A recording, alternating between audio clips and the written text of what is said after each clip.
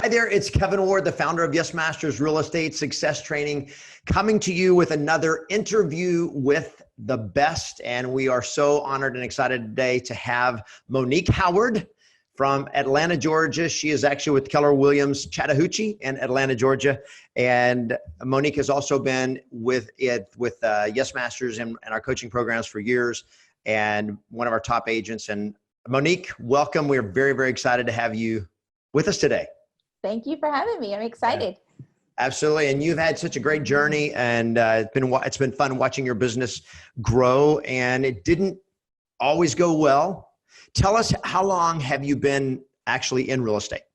19 years. Second generation realtor. Yes. So your mom was a realtor before you? Yes. She's been in the business probably about 36 years now. Okay. Now she's still doing real estate? She is. Yes. All right. And so tell us how you made that transition into real estate, how being second generation impacted you. What did you learn from your mom? What have you learned beyond your mom? You still work together? Tell us about that. Okay. So I'm originally from Boston, Massachusetts. And so real estate was not at all on my radar. I was not the type of person that you would say, oh, she's going to be a great realtor at all. Very shy, very, didn't talk a lot. But when I found myself moving to Atlanta after a divorce, and my mom was always telling me as I would get dressed and get ready to go to work, because I moved in with her initially, and she would say, you know, you'd make a great realtor. And I'm like, no way, I'm not good with people at all. No. And I would see her, and I would leave at like 5:30, 6 o'clock to drop my daughter off at daycare, and she was still sleeping. And I'm like, don't you have somewhere to go? She was like, nope, not until 11. And then one day she kind of used to leave like commission checks around, I think purposefully. And one day I saw one, and it was more than I made in like a year. And I'm like, what's this? She said, oh yeah, I made this in a couple of hours. You want to become a realtor? And I said, absolutely. Because I was always late picking up my daughter because I worked late, you know, so I had to do something different. What were you doing before real estate at that time? Prior to real estate in Boston, I was an executive assistant at Fidelity Investments, worked on the trading floor. And so I did that for many years. And I got married, I say pretty young, younger than I wanted to get married, but religion said, you need to get married.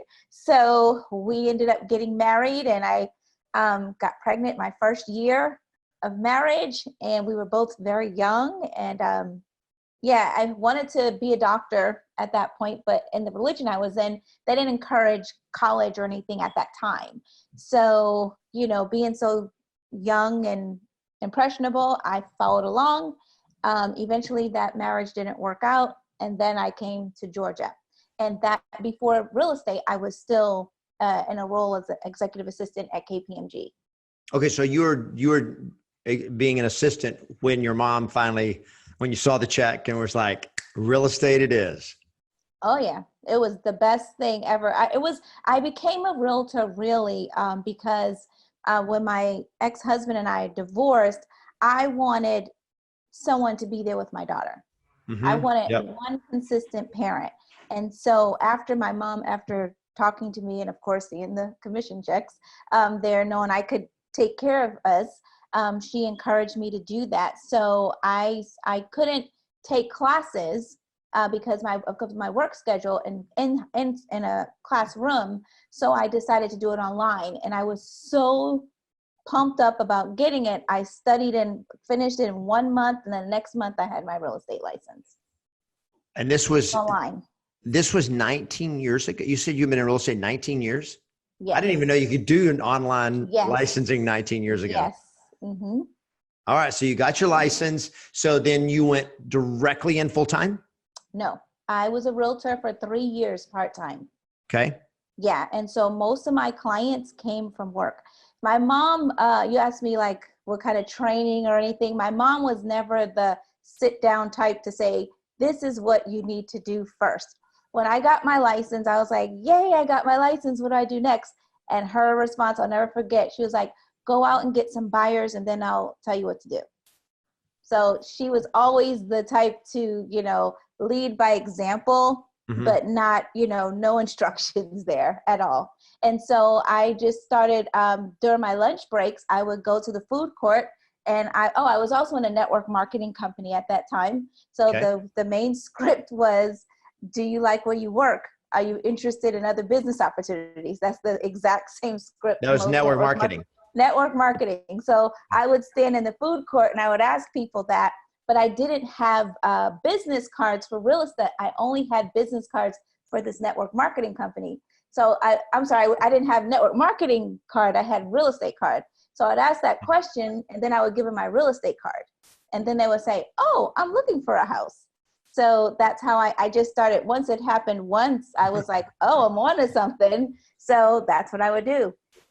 Okay, so you were doing a network marketing company and doing real estate and working at KPMG all at the same time as an executive assistant. Yes, and taking care of my daughter. Yes. And being a single mom.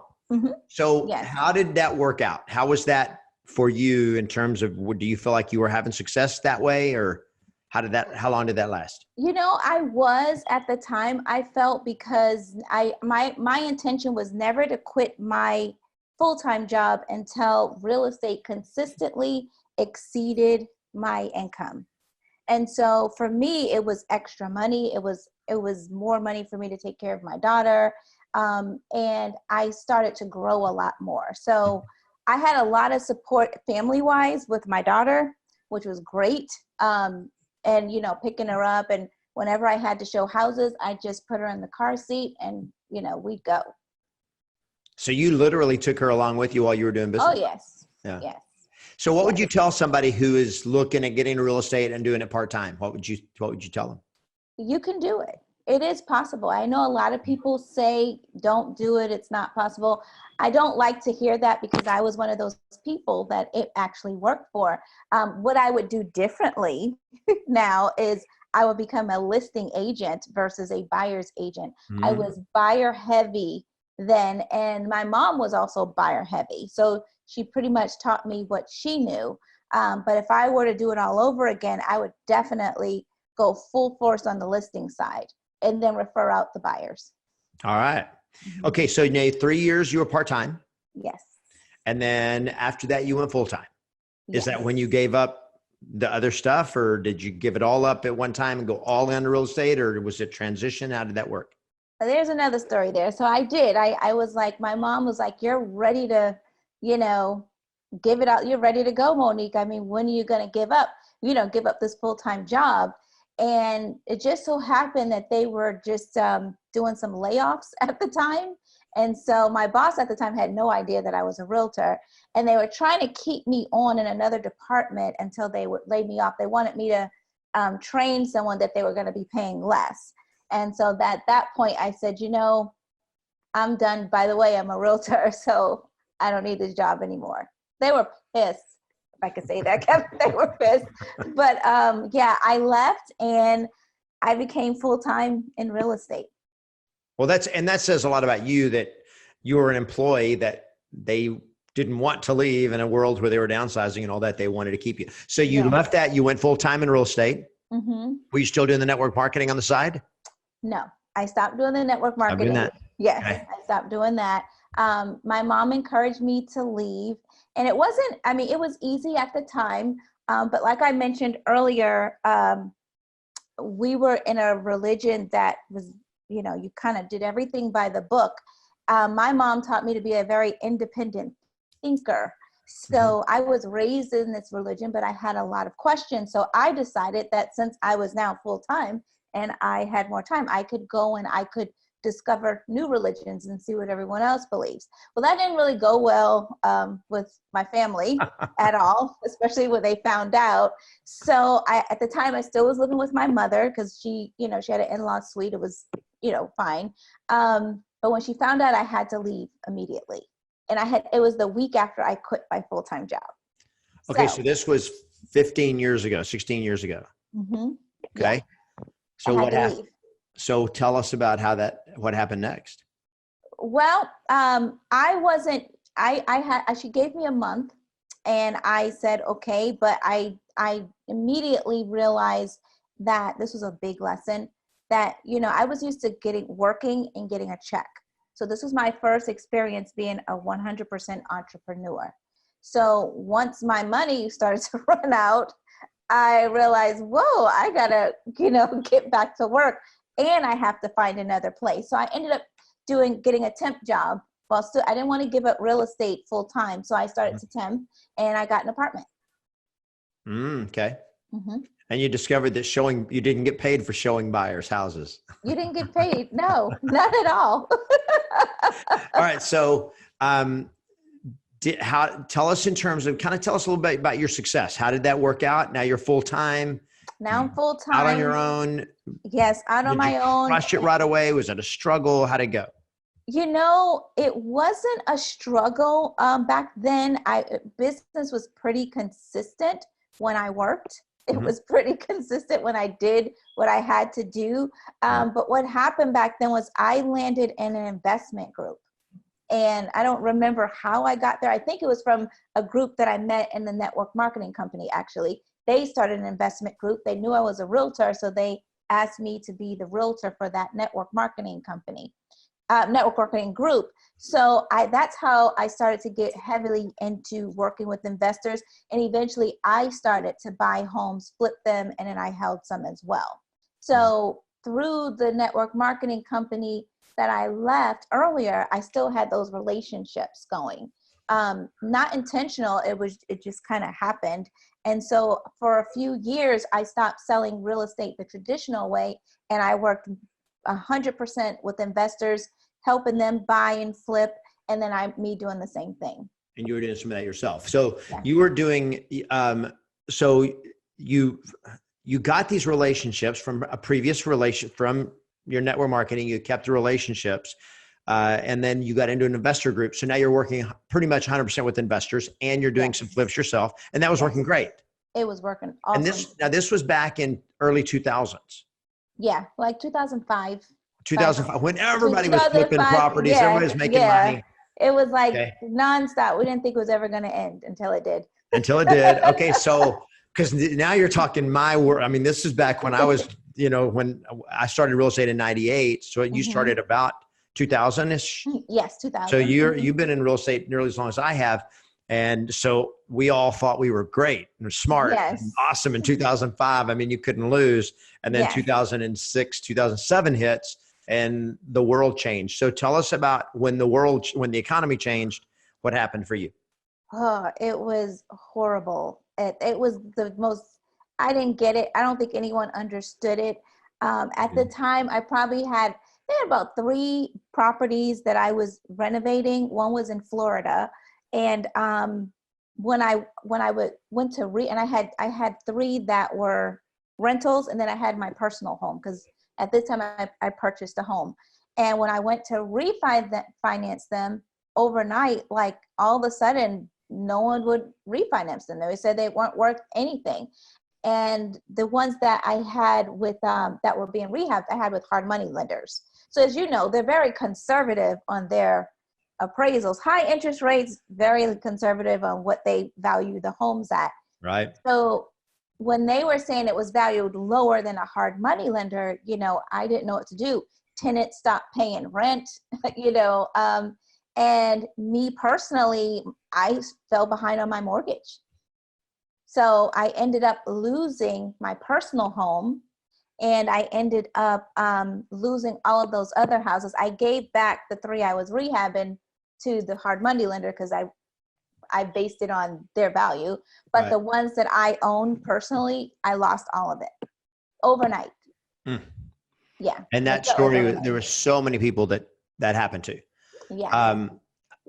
So I wasn't really thinking of going here, but I'm just thinking it's a good place to go, because we've been in an economic expansion for now over 10 years, that the economy has been super strong. Housing market's been good. Housing market's been going up.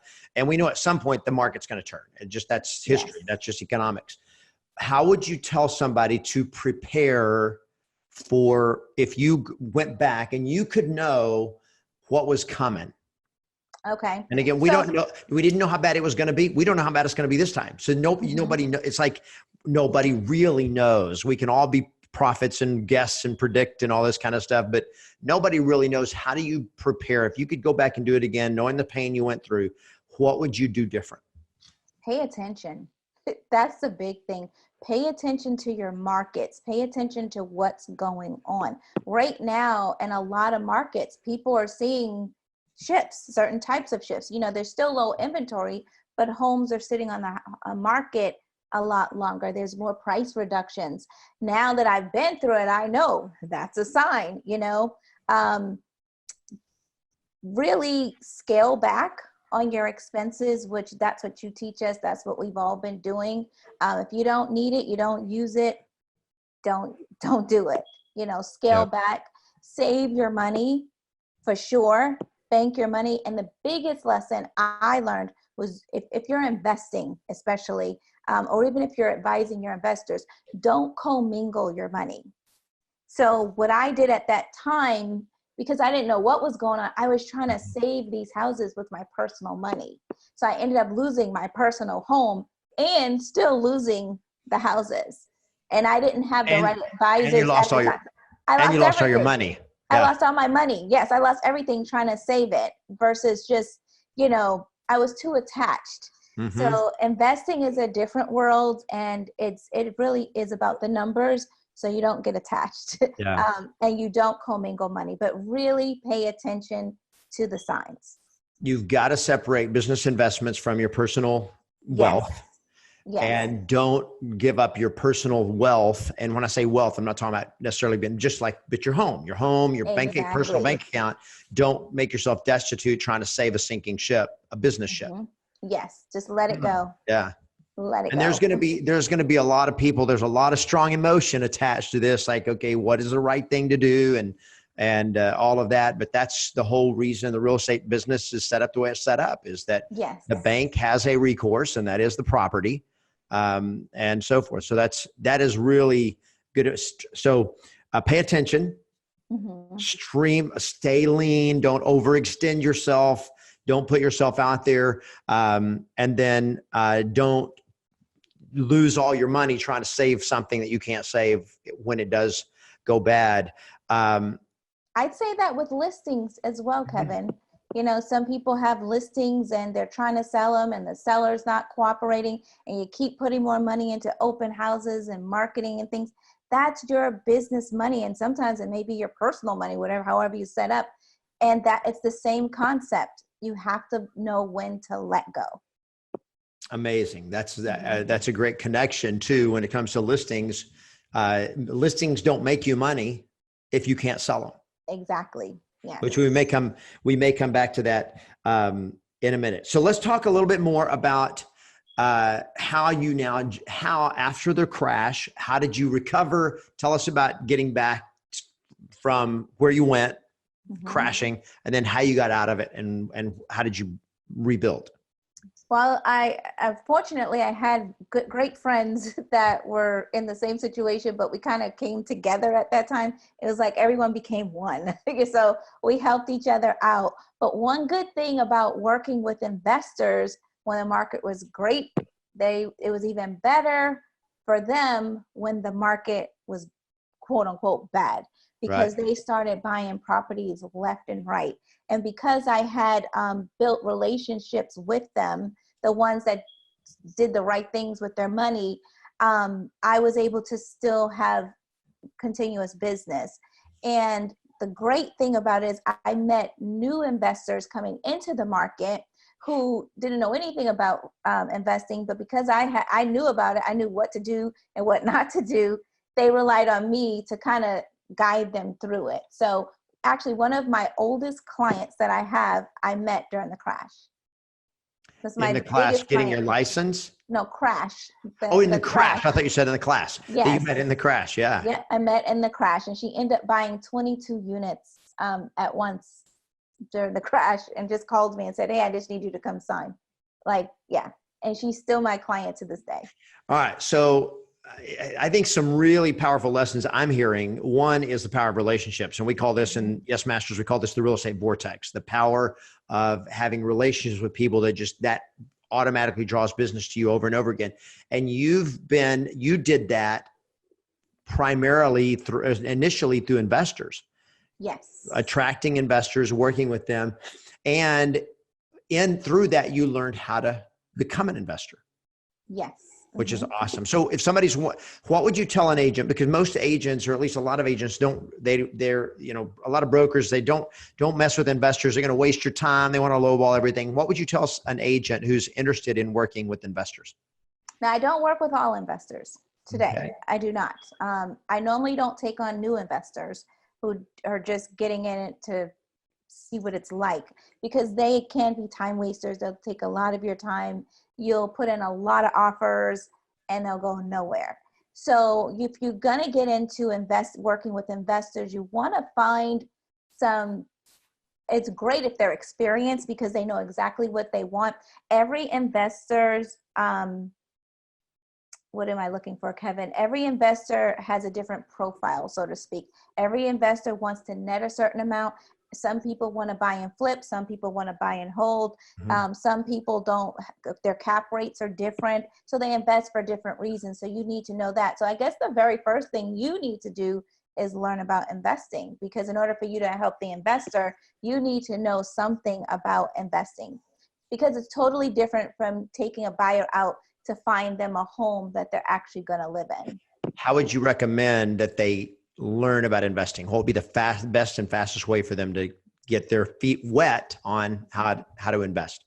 If I were someone new, I would find an investor that was willing to let you kind of tag along and teach you what they know. Because that's how I learned. I didn't take a class. I just happened to be in a group and I learned from them. And now the group was an investing group. It was an investing group. So yeah, and there's meetup groups out there that are investor groups all over the place. So in any market, somebody can go to meetup.com and find investment groups, and they can go in there and they can learn from the group, and they can find individual mentors that they can learn from. Yes, because once they know that you know the language and you're helping advise them, you're a hot commodity. They want to work with you. They're seeking you out. Totally. That is awesome. All right. So now let's talk about, and you and I have been working together. You came to an event 5 or 6 years ago. It's been a long time, 4 or 5 years. Was it, do you know when it was? I've been in Inner Circle 4 years, so maybe 5 years. Yeah. 5 years ago. So because when we first started working together, you were not doing great. Is that my memory correct? Not at all. So you got into real estate, you did good, you were doing great, crash and burned. Yes. And then but you made it through, and you were working with investors. So you built your business back, but you're still working primarily with buyers and investors, not listings. So what happened when we met? Why was your business back in the toilet, if that may be an overstatement? Yes, there are several things. On a business level, the market started to get better. So once those markets started to get better, investors weren't buying as much.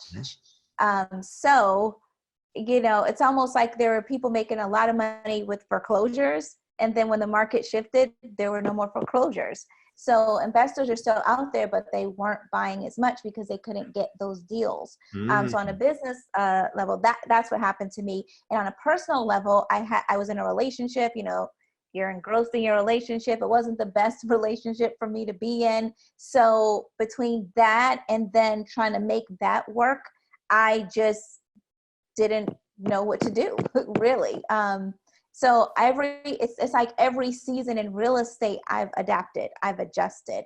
But this time I had not only to adapt to the new environment in real estate, but I also had a personal relationship going on over here. So the two coming together, everything just kind of just crashed. And when your emotions are not where they need to be on a personal level, it is more challenging to be successful in anything else that you do. Totally. When you got people talk about, work-life balance. Well, if things aren't going right in your life, in your personal life, it affects everything. It affects your business. You can't really separate them, like, okay, work over here, life over here. Now, when your life's not going right, it's going to affect your work. Exactly. It sounds like that was happening. That's exactly what happened. So what happened, and how deep did it go? And then how'd you get out? Well, I ended up deciding to leave that relationship. And when I left, I didn't have anything. I had my clothes and we had furniture together, but it was to the point where I didn't care about any of that stuff. I lived in a beautiful home and, it looked like everything was okay, but it wasn't. That And was with so your, that was in that previous relationship. yes, that was in my previous relationship. And I had my daughter, so I needed to get us out of there. And How old was she? my daughter's in her last year of high school, so she was So she was a teenager. yeah, she was like Still at 16, home. 17. Yeah. Okay. And so I happened to have a client who became a friend, and she allowed me to move into her home. And her home was in the same school district. So she said that I could stay with them until my daughter graduated, and that I could she knew what was going on. And she was like, take your time, just do what you have to do. And, it would help her out too, because she was a single mom as well. So I ended up moving with her, and I was excited because I was getting out of that situation, and I could regroup and then see what I needed to do. That just lasted a couple of months until she told me I had to leave. Okay, wait. Yeah. You got to move in with her for a couple of months and then you had to leave? Yeah, I thought I was going to be in there for the rest of the school year. And Okay. yeah, she came home one day and said I needed to leave and that she had set me up for failure, and she thought I could make $10,000. And she gave me a month to leave. So, I mean, as I'm saying this, I'm like, I moved a lot. I mean, like you've had these I've had ultimatum a lot moments where your mom gave it to you, and then Yes. with your relationship, I guess you chose it, but it had to go, and now Yes, you're being told again, okay, you got 30 days. Okay, Mhm. pressure's on. What happened? Yeah, pressure's on. So the only thing I could hear her say was that she set me up for failure, because that had never been said to me at all. My mom would never say that to me. Even with our differences, she never said that. Whatever I wanted, she would always say, you just go do it, then do it. That was her thing, go do it. So I, with no money still, because I was still trying to figure things out, I decided, I prayed to God and I said, look, something has to happen. I got to leave here. I'm tired of moving. And my only focus really was I didn't want to leave and move again with my daughter in her last year of high school. So I decided that I was just going to drive around and something was going to happen. I didn't know what was going to happen. This is where faith kicked in, because I couldn't see where I was going at this time. And so I drove around, and eventually I saw this new apartment complex that was just opening. And I said, okay, God, look, I've been following your directions so far. Something needs to happen. And I walked in, and I remember talking to this lady who was I just remember looking at me. She didn't say anything. And I just poured everything out. And she just said at the end, wait, let's see what happens. Just let me go and run things. She came back and said, you are approved. And I'm like, I don't have any money. How am I approved? I knew my credit was shot. And she said, well, we're having a special and you can move in 1 month free, so you don't have to worry about anything. So that's how we ended up moving into our apartment. Mm-hmm. All right, then how did you, now you got to start paying rent someday. So what happened? So how'd you get? Once we moved in, we moved in, my client, that one investor that I told you about, my longest client that I've had to date, she called and said, Monique, I need you to list a condo, one of those 22 condos that she purchased. And now the condos in a prime location. And as soon as they go on the market, you're getting multiple offers. So I knew that this was around Christmas, by the way. So I knew there was my January rent right there.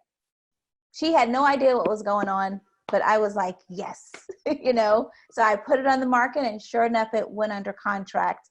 And so I was good for 2 months. So then I really, at the same time, I was transitioning, moving from a small brokerage into Keller Williams, where I am now.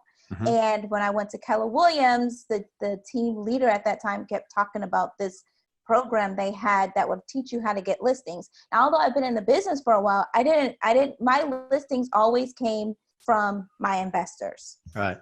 I never had to go out and present, nor did I know how to present. So all I knew was that I needed to pay my rent, in February, and I needed some deals to go through. And they said, if you do this and you do what they say, we guarantee you'll get business. And so I went and I signed up for the course. I don't even remember how I got the money because I really didn't have much money. And I signed up, and for me, it had to work. It was not an option. Mm-hmm. So anything they said do, I did. They said at the time I had to call 2 hours a day. I probably called 5 or 6 hours a day. And I ended up taking 7 listings during the 7-week program. And that's when everything started to change. Awesome. So now in 7 weeks, you got 7 listings. So now you started making money again. So was that the last time you were completely destitute? I mean, lost everything. Since then, you've been on an upswing. Yes. Mm-hmm. And so, but now you turn to listings. Now you're working with sellers. Yes. So how is that? Go ahead. Go ahead. Well, I was working with sellers, and I'm so thankful to have learned how to work with sellers that way at that time because it worked. But there was always something in me that felt kind of like not comfortable with the scripts. They felt scripted, and they didn't feel like me. I felt like the bait and switch type thing. I didn't feel like I was being me. It's not something I would normally say. But when you have to survive, you're gonna. If you told me to say it, I'm saying it, right? So that's what I did. So I started doing research online.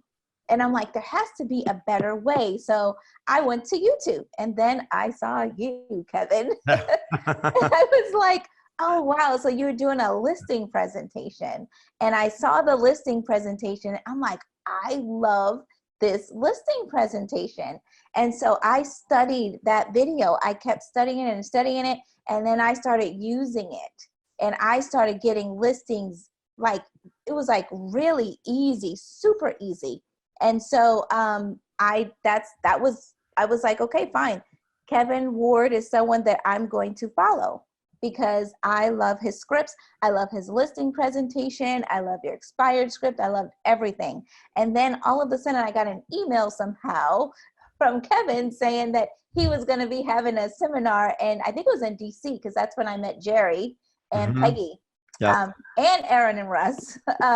We all went to that seminar. I was like, okay, I'm already using this stuff. I know it works. I got to see this guy in person. And so I went, and I think you put me on stage too. That same one, I told you my story, and I was on stage. Oh, we did a panel. Yeah. Yeah. So that was, you, Jerry Weaver, and these are all mostly Inner Circle members. These are all Inner Circle members you're talking about that you met at the event in DC. Yes. And in fact, a lot of them we've done interviews with the best already. Yes. So Russ and Aaron Downs in Jersey City, Jerry Weaver, and who was the other one you said? Peggy. Oh, and Peggy Yee, who's one of our coaches and also one of our great Inner Circle members. And you met them all there, and you were one of the people on the panel because you were, you did the work. You said that when you were doing the Keller Williams program, they said you have to prospect 2 hours a day. You did 5. Yes. It was not just that. It was not just the techniques or the tactics or the strategies. It was that you took action on it. Yes, definitely. You implemented it. Awesome. So how did that shift your business as you came to our event, I don't know what you did next. Do you remember what you did at the event? Did you sign up for something then or? Yeah. So I went up to you. I came up to you, and I know a lot of people come up to you, don't remember this. And I was like, I want to be in your inner circle. Okay. And you were like, okay, wait a minute. Just, we went to the VIP. I did sign up for VIP because I wanted to be in front. It was no doubt. Way to I play. was going to be in the front. Yeah. So, and then you talked about how you had to join the challenge first. Okay. The 100-day challenge. And I was like, fine, I'm going to join the 100-day challenge. And so that's what I did. We all did. And you did the challenge. And I think all you guys did. Yeah. Okay. So what happened to your business? Tell us about how because you're already doing listings now. You're already making money. You're doing well. What happened to your business once that happened? So I think at that time I was making about $78,000 a year on average. Okay. And that's with me just learning how to list. And then the first year after meeting with you, I think I did 110. And then after that, it was 200 and 238. And it just kept going after that. So it just like from that point, it was when I hit 100, I was like, whoa, like now investing, I've made that flipping houses, but to actually present to someone and to have them hear what I'm saying, trust what I'm saying, feel confident that I can help them do something so big and trust me with one of their biggest assets. For me, that was just a lot more rewarding. And so since then, I've just learned to just through the techniques and just being real. Like one of the things you teach, Kevin, is just to be your authentic self. Yeah. And not a lot of coaches do that, because I've studied, and watched people. And so you teach us to put our sellers and our buyers first, and no BS. And when you say that, I mean, you don't BS with us if you don't teach us to BS with anybody else. Right. And so by doing that, that has helped me to connect with a lot more people, not just in real estate, just in life in general. Like, know that we care. When we're talking to them, we care. And so, like I went on a listing appointment today, as we were talking earlier, through the vortex, the Yep. click funnels and things. And I didn't take the listing because it wasn't in their best interest. And they appreciated that. They wanted me to list with them. So that's how my business has transformed, because now I can sincerely say, look, I'm here for you, and mean it. And there's no script. This is no BS. This is what you need to do. Love it. And that's, one of the things that I love, and I want to kind of dive into this in a second, is that we teach the no BS approach to real estate, that people don't want it and you don't need it. People, you can get yes without the BS. And you're saying that the best way, and when your business really exploded, was now you're talking to people, straightforward conversations, no BS, no crap. And your most important value is what's best for them. Exactly. If they want to move, then what's best for them is to hire me, and I will help them get the best result. So you're committed to getting the best results for your clients. And if they won't price it right, or they're not willing to do what it takes to sell it, then what's in their best interest is you don't take a listing that you can't sell. Exactly. Because you can't help them. Yes. So and that happened last year, and they ended up actually calling me back this year, and I just sold their house in like a week. We have it happen. It happens all the time. We have yes masters all the time that are saying, no, I wish I could help you. I'd love to help you, but I can't help you with that price. I can't help you. And if you're not willing to do this, it's not going to sell. Yes. So, if anything changes, let me know. And just like you had happened, they call back and they go like, okay, we want you to hire it. And it's what they're seeing is this agent cares enough and is strong enough to tell me the truth. I trust that agent. That's who I want to work with. I don't like what they're telling me on the price. I don't want to do that, but I know that they're not saying something just to get a listing. They're not doing it for their own benefit, because there's no benefit for them. Not at all. And then they come back and now you get to help them win. Exactly. So I love that. So what would you tell the person, the agent, who says, yeah, but sometimes you just got to use the little BS. You got to do the bait and switch. You got to, say what you got to say to kind of sneak your foot in the door. What would you say about that? Don't do it, because that will be one client if you do get the listing, and that's it. There's no longevity in that. And you will feel a lot better about yourself later when you do what's best for your client. I left that listing today feeling great. Yeah. And you make enough money, you can afford to leave a listing now. And you have to think about this as well. You're taking overpriced listings. How much money is that going to cost you? Yeah. Well, you mentioned a while ago, the idea of owning real estate is when you have a house you can't, that's going under, don't just keep pumping money into something you can't save. Same with a listing that you can't sell. It's overpriced, not going to sell. Why would you keep pumping your energy, your time, your resources into it because you're not helping them? No.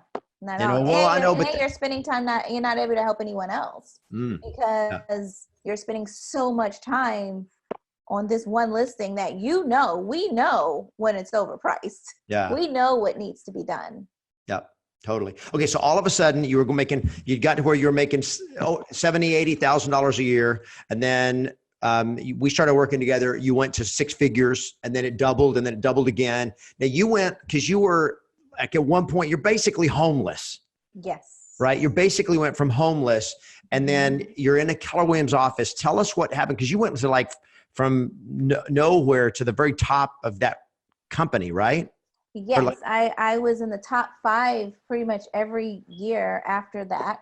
how many out of how many agents? 280 agents. Okay. So out of 280 agents, you've been in the top 5 now for a long time, and you've been for a long time. Yes. I think you were at one point, you got it to you've been up to number 2. Number 2. Yeah. Yes. I went to number 2. And then I started getting people started noticing. So I started getting invited to be on different boards within Keller Williams and outside of Keller Williams. And it was exciting. I'm like, wow, I never even thought about this stuff. So I just started saying yes. Remember, I did that year of yes. So I was like saying yes to everything. And it was exciting at the time. So that also led to a little overcommitment, if I remember correctly. A lot of overcommitment. So, yeah.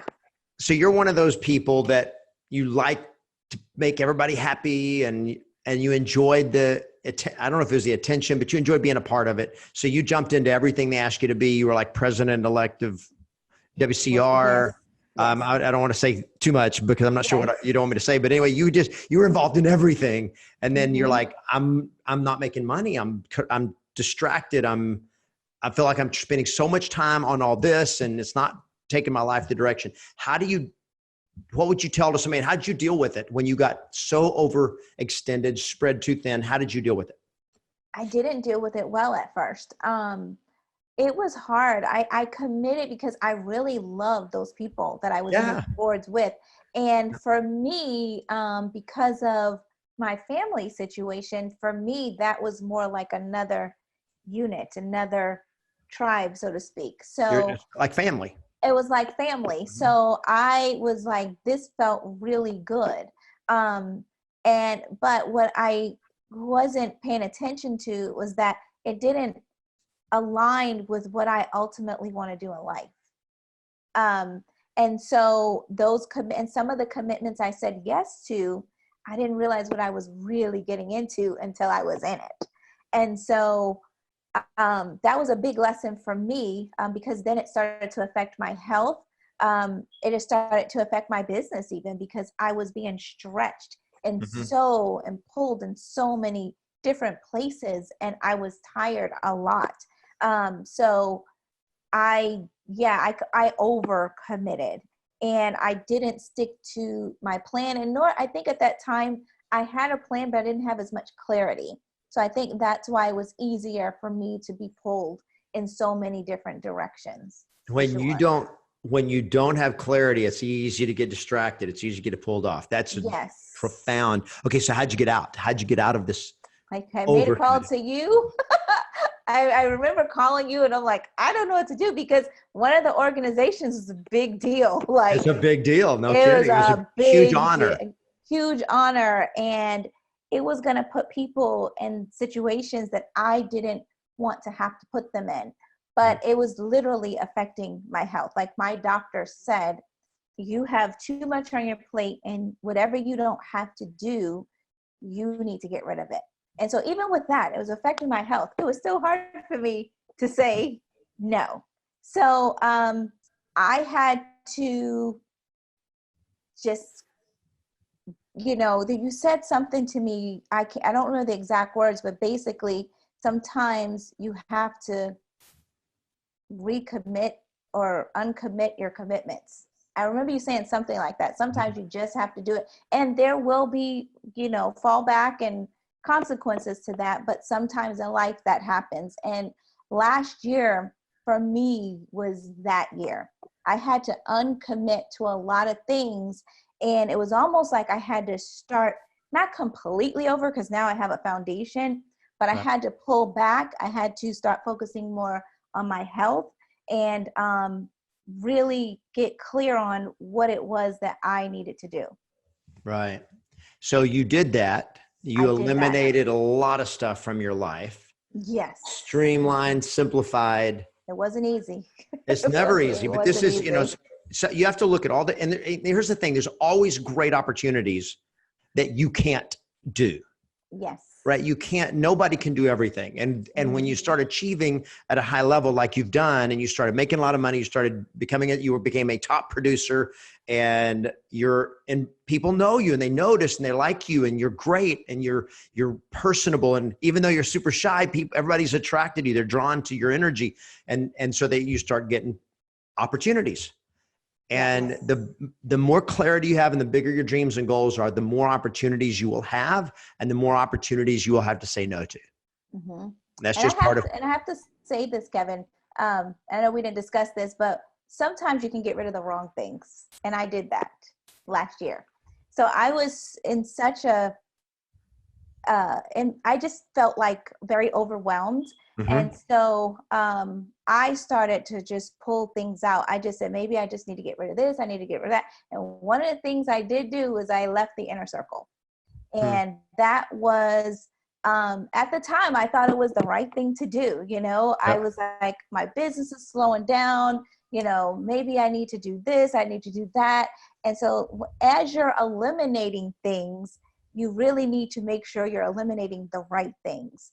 And I say that because during the time, it hadn't even been a full year. I came back to the inner circle, guys. Yep. Came back. It wasn't a full year that I left, but one of the things that I had within this circle and the inner circle and YESMasters as a whole is that I built great relationships. Kevin is awesome. Like, he cares. Like, he will, you know, there's no cussing on this, I know, but he will go there with you because he cares. Yeah. You know, you may not like it. He's going to tell you what you need to do, but he won't just tell you. But the people that you surround yourself, they will definitely tell you. Yeah. And so by leaving that, I noticed that the people that I were left with, although I love them, it wasn't the same. They didn't have the same drive that I had. They didn't, I think bigger, you know, I think big, I have big dreams. And so with them, it's like, oh yeah, well, you know, don't work too hard, or, you know, it's always good to wish, you know what I mean? Like, those are the type of people I surrounded myself with. And what happened was my business started to slow up even more. And so one of the things I caution people to do is when you are making decisions in your life, one, make sure whatever your decision you're making is in alignment with what your goals, what you're moving toward. Yeah. And while you're doing that, the people that you surround yourself with are very important. Wow. That's really personal. And it hurt when you left. Mm-hmm. You know, because we consider the inner circle our family, and so for those of you that don't, our inner circle is our elite coaching program. That's just we only allow the best of the best in, and so it's very personal for me and my wife, and we do that. So when you left, it was like we're devastated, right? Mm-hmm. And when you came back, we were elated. Mm-hmm. So, and you know what's great? The people that are in your corner, they're always there. Mm-hmm. So even when I was gone, they're like, how are you doing? Like, you know, I still role play with them. Yep. Like, so it was, you know, it was awesome. So surrounding yourself with the right people and who are going to root for you and call you out on your stuff when you need to be is very important. Yeah. And we have, and, you know, and this is part of the association, part of where you are now is dreams, is just having big dreams. And whenever you get caught up, and this is, you know, the funk that you were in where you had all the stuff going on. So you were overcommitted. Now you're stressed out emotionally, physically. You started having health problems that started showing up because the physical stress started creating health problems. So now your business starts going down. You're looking at like, okay, I got to get rid of stuff. So, you know, you just start getting rid of stuff, which is, you had to make sure you jettison the right things. But when we get into that, we start focusing on the junk and the crisis and the overwhelm. We get tunnel vision and we lose sight of the dreams. Yes. We lose sight of what we really want, and we get focused on what we can handle rather than going like, okay, I'm a little overwhelmed, but this is what I want. This is where I'm going. And Exactly. as you know, in the inner circle, we would never let you were never going to get to lose sight of your dreams. And since you've come back, one of the things I'm most excited about is your dreams have gone Yes. through the roof. So tell us about the mindset of clarity and big dreams and how that changes you. It changes so much. So for me, I say I was fortunate to leave Inner Circle and come back, right? And the reason I say that is because when you're around people who are dreaming big, and then you're not around people who are dreaming as big, and you come back, you're like, whoa, you see the big difference. And so I felt like I was back, so to speak. And for me, it gave me more clarity as to where I was, what I set out to do from the beginning, but sometimes you can say you want certain things, but the belief system within you has to be there. And so even though I was having a lot of success, my belief system that I could achieve and have the things that I dream about wasn't completely there. And so I realized that today it's totally different. I have more clarity today than I've ever had. And that is exciting. When you have clarity, it makes you I'm constantly seeking ways of achieving that. You know what I mean? I'm noticing things. There's more opportunities that mesh and match with that. And I'm meeting people who have some of the same dreams, which is awesome as well. But when I want to get up, when I don't feel like getting up and making a call or whatever, I have that dream in front of me. When someone says no, I have that dream in front. It's like you say, I'm not going to let you prevent me from reaching my dream. So Absolutely. it makes and I guess that's that why that people always talk about. People set goals. I've set so many goals, and most of my wins in life, my life up until the past few years have been because I needed to survive, right? Now it's different because now I'm reaching goals because I want to win, because I want to experience something. So it's a totally different feeling. So how do you, because one of the things that you struggled with from your past was limiting beliefs, scarcity mindset, money was evil, success was like, no. And the idea of making a lot of money was everything in you revolted. Even because when you were making a lot of money, the first time you started hitting, you had over 200,000, you still were broke because you couldn't handle having money because of your mindset. I didn't feel comfortable seeing money in my bank account. So you managed to get rid of it. I figured out a way to spend it all the time. So because there's so many people, there's so many real estate agents that they come into real estate and they're like, wow, you can make a lot of money in real estate. And you can, as you know, so you can make a lot of money in real estate. And yet the reality is that if your mindset is there with the limiting beliefs and the scarcity mindset, it stops you. How have you overcome the limiting beliefs? How have you changed your mindset? When I got clear on the things that I really want in life and will achieve in life, it was bigger than me. That's how I did it, because I can make enough money to take care of myself. But the bigger things that I am going to accomplish are so much bigger than me that I have no choice but to make more.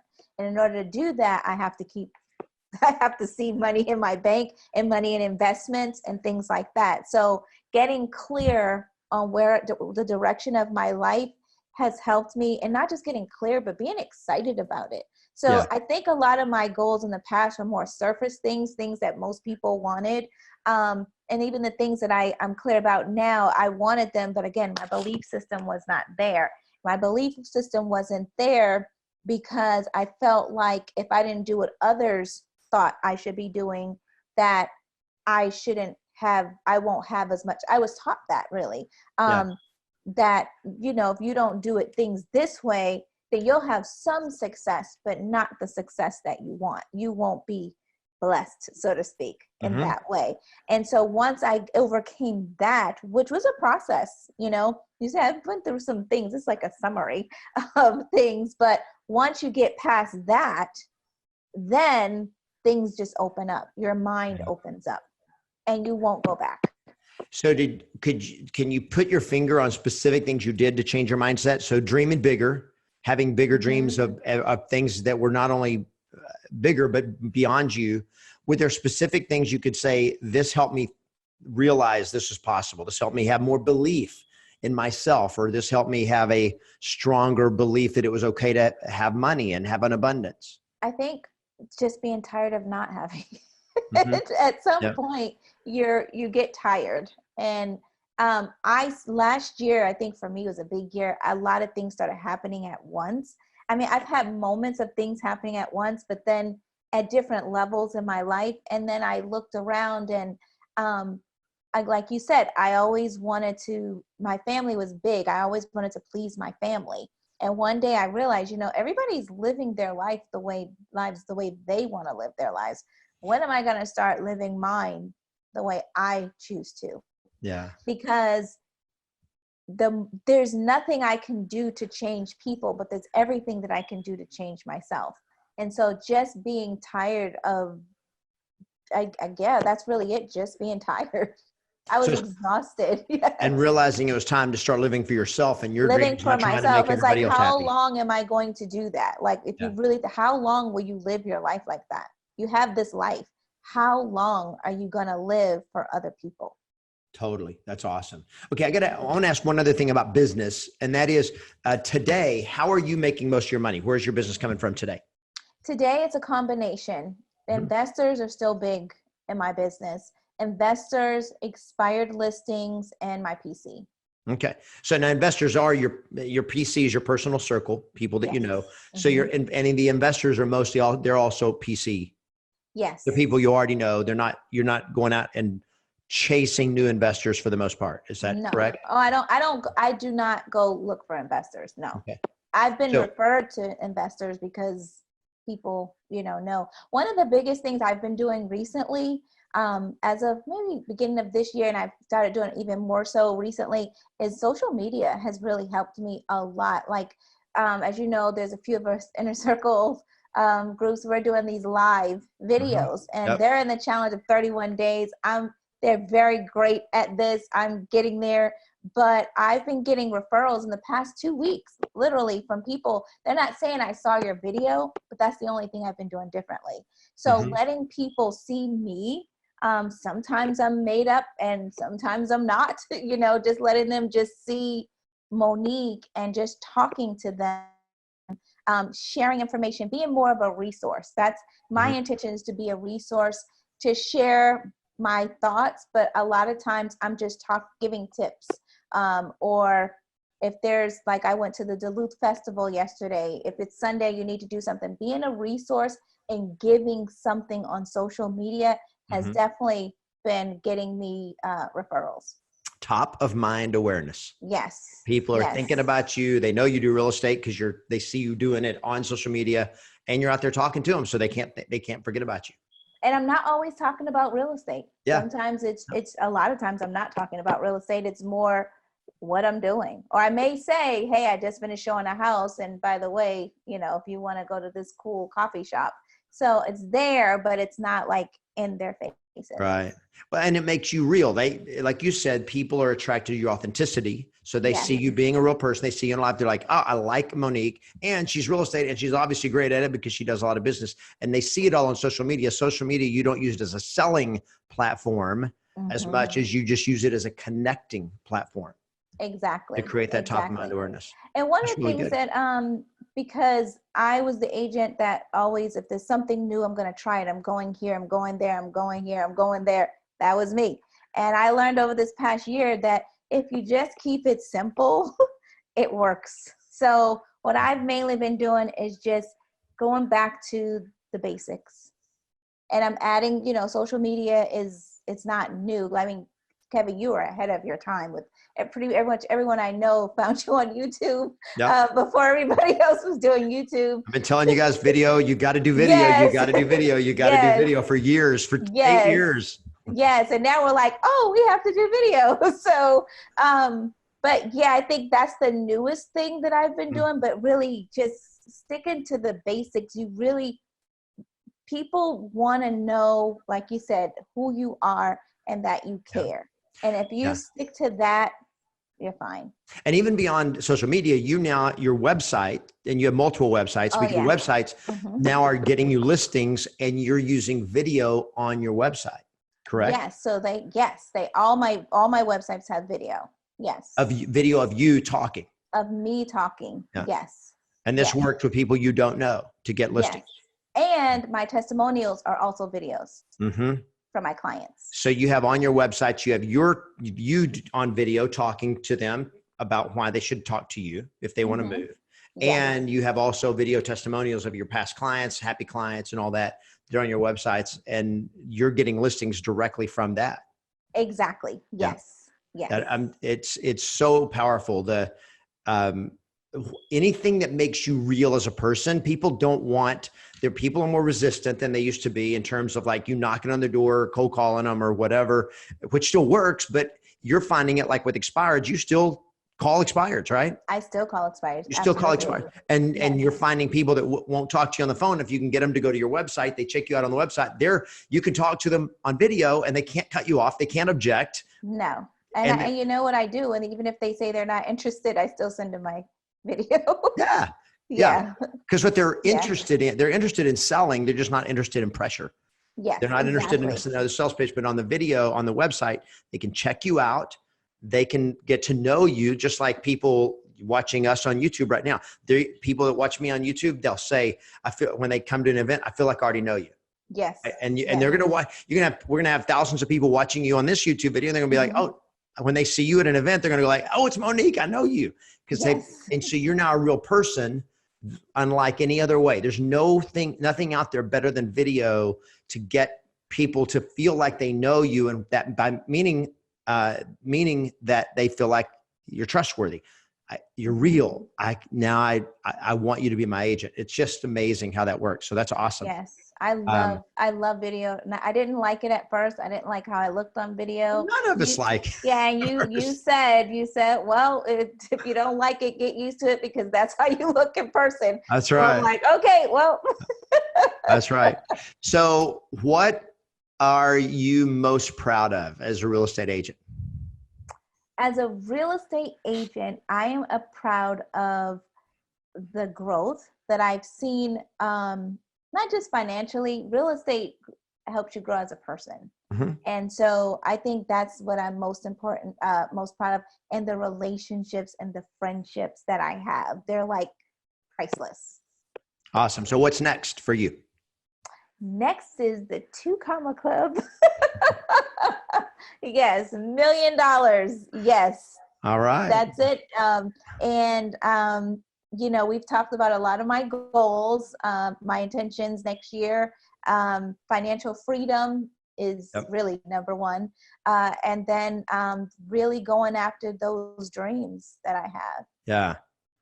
Love it. Well, that is so awesome. Thank you so much for sharing with us today, Monique. If somebody wants to find you, if you're in Atlanta, Georgia, you do all of the greater metro area? Yes, I do Atlanta and all of the surrounding metropolitan areas. All right. So if somebody has a referral for you, somebody wants to reach out to you, how's the best way for them to find you? Facebook Messenger is really good. So if you go to, it's Monique Howard Showers, you'll see me, send me a message. I always check it. I'm there. You can also email me at moniquesellshomes@gmail.com.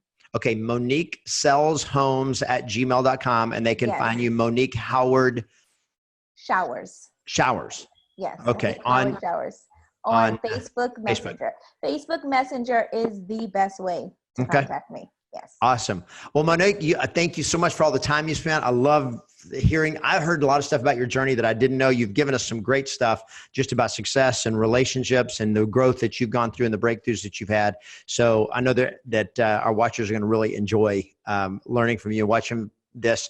Guys, as you watch this, if you have questions, comments, post your comments down below. Give a thumbs up to Monique if our interview today has helped you know better how to be successful in real estate. And again, Monique, thank you so much for being with us today.